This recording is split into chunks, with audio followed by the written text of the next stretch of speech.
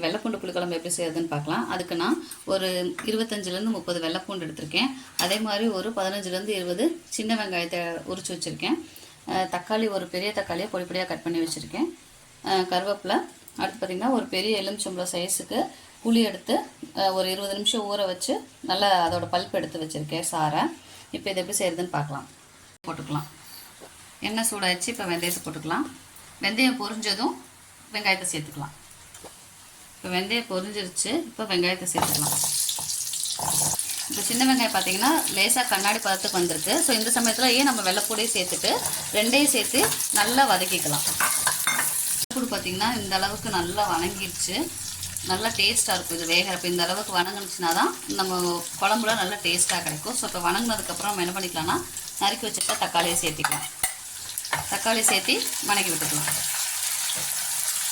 வணங்கிடுச்சு. இந்த சமயத்தில் நம்ம குழம்பு மிளகா அப்படி சேர்த்துக்கலாம். குழம்பு மிளகா அப்படி ஒரு 2 ஸ்பூன் போட்டுக்கலாம். இப்போ இதுக்கு தேவையான உப்பையும் போட்டுடலாம். இதை நல்லா மிக்ஸ் பண்ணி விட்டுக்கலாம். இதை ஒரு 2 நிமிஷம் இப்படி வதக்கிட்டு அந்த மசால் பொடியோட பச்சை வாசம் போகும் இல்லையா, அந்த அளவுக்கு ஒரு 2லேருந்து 3 நிமிஷம் வதக்கி விட்டுக்கலாம். இப்போ இதோட பச்சை வாசம் போயிடுச்சு. இந்த சமயம் நம்ம கரைச்சி வச்சுருக்க புளி தண்ணியை இதில் சேர்த்துக்கலாம். இதில் சேர்த்துட்டு எடுத்து வச்சுருக்க கருவேப்பிலையில் கொஞ்சம் மட்டும் போட்டுக்கலாம். கொஞ்சம் போட்டு இது வேகட்டும். இது நல்லா வற்றி வரும். அந்த சமயத்தில் நம்ம தாளித்து ஊற்றிக்கலாம். இப்போ இதோட கொஞ்சம் பெருங்காயம் சேர்த்துக்கலாம். லேசாக ஒரு பிஞ்ச் அளவுக்கு மட்டும் போட்டால் போதும்.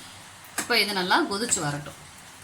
5லேருந்து 7 நிமிஷம் கழிச்சு ஓப்பன் பண்ணி பார்த்தோம்னா நல்லா எண்ணெயெல்லாம் பிரிஞ்சு செஞ்சுருக்கும். இந்த சமயம் இது பண்ணிக்கலாம். இப்போ இதில் நம்ம தேங்காய் எதுவுமே அரைச்சி ஊற்ற போகிறதில்ல. இவ்வளோ தான். ஸோ இப்போ இதை நல்லா வெந்துருச்சு.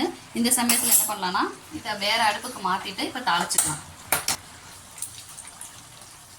இப்போ கடுகு உளுந்து பருப்பு பொரியுது. இப்போ இது பொரிஞ்சதும் நம்ம கருவேப்பிலை போட்டுக்கலாம். இப்போ இதை அப்படியே கொண்டு வந்து குழம்புல ஊற்றிக்கலாம். ஊற்றினதும் ஒரு 2 நிமிஷம் அடுப்பில் வச்சு கிளறி விட்டுட்டு நம்ம அடுப்பை ஆஃப் பண்ணிக்கலாம். சுவையான புளிக்குழம்பு ரெடி. வெள்ளைப்பூண்டு புளிக்குழம்பு ரெடி. இதை நம்ம லஞ்சுக்கு நல்லா சூடாக சாதம் வச்சு அப்பளம் வச்சு சாப்பிட்டோம்னா செமையாக இருக்கும். உங்களுக்கு இந்த வீடியோ பிடிச்சிருந்தா மறக்காமல் சப்ஸ்கிரைப் பண்ணுங்கள், லைக் பண்ணுங்கள், ஷேர் பண்ணுங்கள். தேங்க்யூ.